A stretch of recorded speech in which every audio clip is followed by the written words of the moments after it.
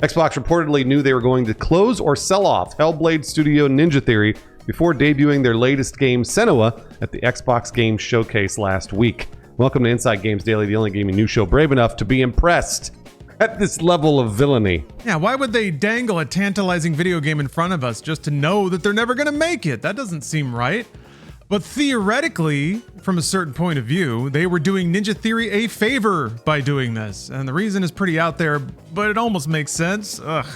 What's the deal, Brian? Why are we dealing with this? Well, this comes from GameFile's Stephen Totillo, who spilled this particular tea in his latest GameFile newsletter, writing that Microsoft had already planned to sunset or split with Ninja Theory when the art house studio showed their latest game, the third in the Hellblade series, simply titled Senua, on June 7th. According to a source familiar with Microsoft's plans, the thinking at Xbox was that showing the trailer would attract potential investors and help the studio find a new home versus being closed outright. So I guess Microsoft just waited until after Valentine's Day to break up with them. I don't know. Brian stumbling through the name of Senua shows you why Ninja Theory is probably not doing very well. If only everybody knew the name Senua, then at least Ninja Theory would be doing okay.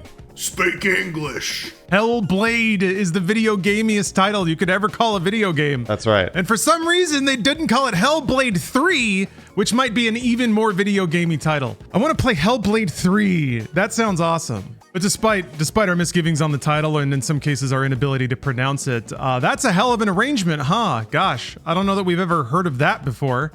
Totillo does specify that he doesn't know if anyone at Ninja Theory was aware of this plan. So it's possible, maybe the best case scenario is that everyone agreed that this would be the case, right? That Ninja Theory's leadership and Xbox all come together and say, okay, we've got this demo.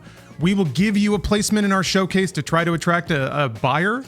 But gosh, who knows? Who knows? And it would be it'd be pretty cruel, I think, to put that game up in front of an audience and give the developers this time right before kicking them to the curb. Yeah, and apart from that nugget of hot goss, Totillo's newsletter mostly reflects on just how transformative recent years have been for the Xbox division, and all of the stats are very depressing. Totillo starts referencing a 2022 org chart from Xbox, almost half of whom have since left the company. Geez, in 4 years, that's crazy. He made annotations on a similar 2022 graphic from ex-user Clobril, crossing out the studios that have been divested, closed, or rumored to be closing soon. And we're coming up on that June 30th deadline for the fiscal year, and so I'm morbidly curious to see what Xbox is going to do here. Yeah, because if that's when the budget stops, that's when the payrolls end. But I guess you set aside money for severance and everything like that to close out everything. But yes, that's very soon, and that's a lot of workers to get flooded out onto the market all at once. I mean, I know this has happened with tech companies over and over again. They have these massive rounds of layoffs. Not looking forward to that, but I guess getting back to this at hand, this touches on something very interesting, which is the hows, whys, and whens of when a publisher or a developer decides to put a game out into the world and announce it publicly. I'm just curious how you guys feel about this. Do you think it's humane to the audience to showcase a game that you don't intend to publish? No, I hate that. No, it's like fraudulent almost. I feel like the gaming industry has such a bad history of stuff being shown that either never happens, takes 10 years to happen, and then it sucks or whatever. No, that you never meant to bring it, and you knew at the time, this is never going to happen. If you were putting them out for potential suitors, just put a for sale sign at the end of the trailer or something. But this blows. And even if, I don't know, I guess it's better if the studio knew, and maybe it's well, at least can you just put it, I guess it really does hinge on if the studio knew, but for the fans, it doesn't really matter. You're showing a game that most likely won't happen. So no, it sucks. This is really interesting. I was just going through YouTube just to see the Senua trailer views, because I think if, for example, what we were just talking about, where Microsoft and Ninja Theory spoke about this beforehand, and they were like, we're going to show the trailer, and then ideally this will drive interest in your studio when we let you guys go. Which, by the way, Brian is correct. It does sound very fraudulent. They can do whatever they want. They can show trailers for anything. I guess it doesn't necessarily have to promise that a game is coming out. But regardless, they do that and say, let's assume that Ninja Theory and Xbox all knew together that they're going to part ways, and they're going to try and drive interest for Senua before they end up parting ways. The views on these trailers are terrible. Like, they're really, really bad. It's like 220,000 views on Xbox's channel, 77,000 views on Ninja Theory. It's just really, really bad. And I think, I'm not saying that it hinged on the views for YouTube, but that's a great way to see the hype around a video game before it actually comes out, to find out how many views a trailer can drive. And it would have been great if Ninja Theory could have pointed at instead of Senua, Hellblade 3, pointed at the Hellblade 3 trailer and been like, look at that, 10 million views. And everyone's like, whoa, all right, cool, yeah, like, we'll do that. But this is just not good. And I was worried for Ninja Theory a year ago. And I'm not worried for them anymore, because it sounds like they're probably going to have to go and do their own thing. But maybe that will be better for them as a studio. I don't want to say that because I don't know what's going to happen. But it's just not looking good all the way around. Even for driving hype for a game that they really should have driven hype for. Yeah, I agree. There's something. I think I've finally landed on what rubs me the wrongest about this. I can definitely appreciate if we take it under its best possible context. I can appreciate Xbox doing whatever they can to try to find a new home for this studio. There's some accounting for the human cost there. But what I find a bit hypocritical is that Asha Sharma has done a decent job of what she considers talking to the core and messaging the core and bringing back exclusives and all this. But I think it is betraying the core to do something like that. I think Brian had touched on it. I think that there's definitely a quiet assumption from everybody watching the game's showcase that these are games Xbox intends to release in good faith, and these are the reasons you're going to get an Xbox, like she keeps saying. So to put a trailer in there that doesn't serve that purpose, that isn't like, consumer, these are the products you have to look forward to that we are going to do our best to actually release. If they're playing games with the business layer of it, that's not serving the audience, and that's not serving the core. You're actually not, you're setting them up for disappointment, because I think we've all, I don't know that Senua is going to necessarily be a Prey 2 or anything like that, even though I like that series and I like Ninja Theory a lot, which kind of touches on a different point I'll get to in a minute. But yeah, that's a bummer. For fans of that series, especially ones that associate it with Xbox, to put another game like this is for you fans, and it's actually not. It's for anyone in the investor circles that might be watching this. Which, yeah, why couldn't they have just, like Brian said, found a different way to market it? I know that investors are watching these conferences too, just like game developers are. So in a way, the consumer's not your only audience for these showcases. But surely there are circles you can just talk to only investors in, and maybe news would have leaked out of that or whatever. But I don't know. There's a way to do that without necessarily using the audience as kind of a bargaining chip in the middle of it. Which also kind of reminds me of another thing. So when I saw Senua, I was like, gosh, it looks pretty and it's got the intensity, but it kind of just looks generic. I don't know. Like there was none of the Hellblade wackiness of like surrealistic puzzles or big crazy enemies that kind of like psychedelic trip enemies. It's just Senua kind of smashing enemies with a sword. That might lend some credence to the fact that they did communicate about this. So yesterday I was speculating that 2 weeks is not enough time for any of these developers to put a prototype together to try to pitch to investors. What I saw in Senua kind of looked like a quick prototype using whatever assets they had on hand to make something they could show. And that also might be the reason it's called Senua and not Hellblade 3. Because I don't think any investor would want to buy the third game in a franchise, but they might want Senua 1.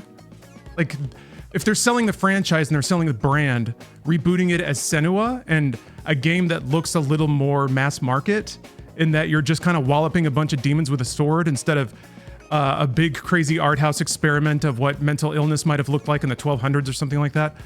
That's something that an investor might want to pay for, or think they want to pay for, versus the art house slant of Hellblade 1 and 2. So it kind of aligns, if you think about it, at least from what I've seen and now that I'm thinking about, is that maybe they did have a month or 2 months to throw this together. I say throw together. I hate to sound like that I'm sort of dismissing the efforts of everyone involved, because I'm sure people at Ninja Theory are working their ass off, and everyone involved at Xbox is trying to like find the best possible path out of this. But it does kind of align that maybe Ninja Theory knew, or at least the leadership knew, and told their teams, okay, this is the next game. We're going to work on Senua. We need a playable prototype because we need gameplay footage for the showcase. They get it in there, and this is the shot they've shot. And hopefully this is their way of finding somebody. But yeah, that would be a bummer, but maybe that's the best possible scenario, is that Ninja Theory was given like a 2-month runway to try to put together a pitch that ultimately ended up in the Xbox Game Showcase. I think you're right, Lawrence, and I think that the stuff that you're describing stays at the top levels of Ninja Theory. So like usually like the executives are the only ones that kind of know this, and then they have to go down to the people that are making the prototype and be like, okay, we need a prototype in 3 months, and all of them are going, why? Like looking at each other, being like, what? And they're just like, just do it. We need it. It's going to be put out as a trailer for the Xbox Showcase at Summer Game Fest, and everyone's like, oh, okay, all right, we got it. I would be shocked if Ninja Theory did not know they were on the chopping block a year ago. I really would be shocked. Like someone came back to them from Microsoft and said, your game did not sell well, Hellblade 2.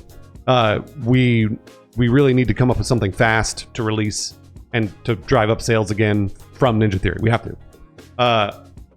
Or they came to them and said, the game didn't sell well, and just let the pause hang. And everyone knew, in terms, again, of executives, they all knew what was happening to Ninja Theory, and then as Phil leaves and like sort of the blocks sort of land in place, they go, ooh, oh, what's going to happen to us? And I've been in the middle management portion of this at companies, and the middle management portion is usually you're just sort of like everyone's looking around and no one feels good, and so you like know something's going to happen, but you don't know when. And that's kind of what this feels like, where they were like pushing them to get something as fast as possible out. And maybe it seems like you can save the studio because you're like, oh, we can make this prototype and then like it'll get 10 million views and Ninja Theory will be back. We'll be able to do it. When in reality, probably not. That probably never was the case. And it's pretty shocking to me that we could even relate the two of the fact that they released a trailer only to drive up the value of a studio they were getting rid of. That's a crazy thing to say. And boy, do I hope that wasn't true, but it's starting to sound like it might have been true. It's also like in no other media would we put up with this. Like if I see a trailer for Disclosure Day, I'm assuming I can go watch Disclosure Day in a few weeks. But in gaming, it's just like, well, here it is. Maybe not. It is insane what the industry does. But I definitely hope Ninja Theory gets picked up or whatever works out for them. But it's such a weird corporate move. You know, it's funny you say this doesn't happen anywhere else, because it does. Well, I'm reminded, I watched some like Canon film promo reels from the 80s, and those had fully made up movies in them with like actors they had not signed because they were just bluffing to like get money and clout so that they could continue producing things. So it for sure, well, at least it's happened in film. I mean, the movie Argo, like they did a whole fake PR campaign for an entirely different reason. And of course, that reason wasn't producing a film. So yeah, that touches on an interesting topic because it was a bit of an eye-opening moment for me once I started talking to developers in the PR cycle and stuff of why trailers are done when they are. We tend to think, I think very rationally, that if a trailer's in a consumer-facing showcase of games, that it was placed there to market a game that's intended to be made. But that's not always the case, because yes, there are sometimes a bunch of meta bullshits that can influence when and why that happens.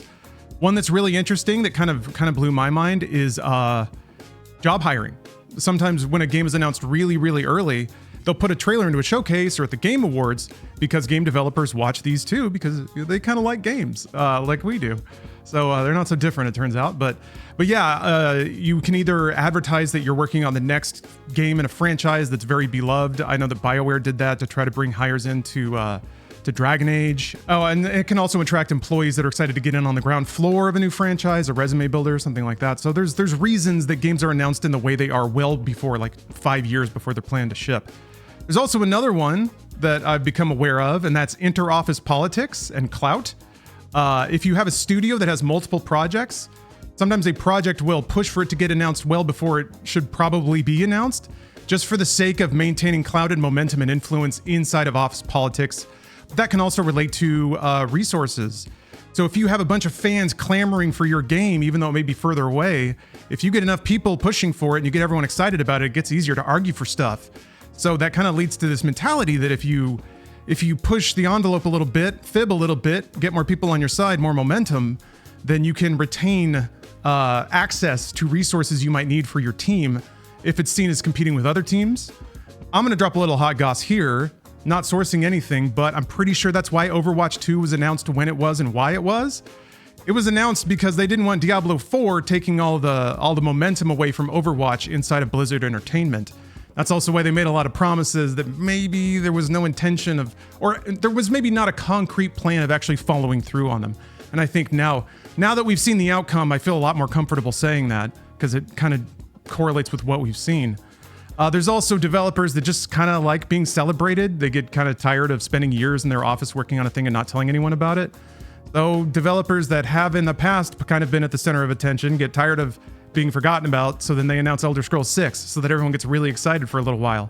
But then, whoops, they're not going to make it for another 8 years. So there's a lot that goes into, there's a lot of humanity that goes into why these trailers get injected into conferences or shown when they are. And it's messy out there and people are irrational and weird. But that's my brain dump of everything, most things I've learned. Hopefully that wasn't too much, but yeah, I find all this stuff fascinating. The intersection of the human element and the business element, and then just the video games as a product, how it's not always the center of people's decision making. I stand corrected. And everybody else with examples of why I'm wrong in the comments, I also stand corrected. You are right.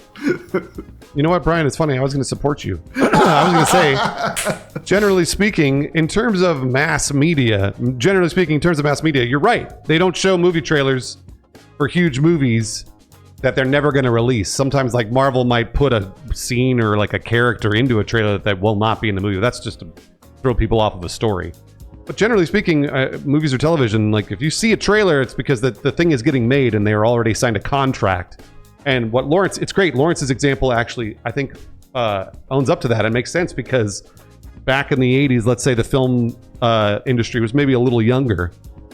Video game industry maybe still a little younger, and we could do whatever we want. Like we could just throw out a trailer for Senua knowing it's not going to come out because fuck it. Yeah, it's just it's really weird. This is a strange thing, and like Lawrence said something really important, which is they're betraying the core here, and you're totally right. Like that's like what a bummer for people that like Hellblade and Senua. Like what a total bummer to hear that this is just a bargaining chip. Your eyes are a bargaining chip. But maybe hopefully to save the studio. I'm not sure. So thank you very much for watching Inside Games. That's right. Your eyes are bargaining chips for us. We go to huge companies every day trying to sell Inside Games. They keep saying no. So hopefully maybe the more people that will watch, then we can just finally sell to Amazon and then go fuck off to an island somewhere. I'm kidding. That's a joke. Also, we have a Patreon because I'm totally joking. These people on Patreon actually support us with their hard-earned cash. WireMod Games, Jorge the Beer Villain, and Wildred, we appreciate you supporting us, and you're not a bargaining chip for us selling to Microsoft. We'll never betray you until it's slightly profitable to do so, and that's our promise.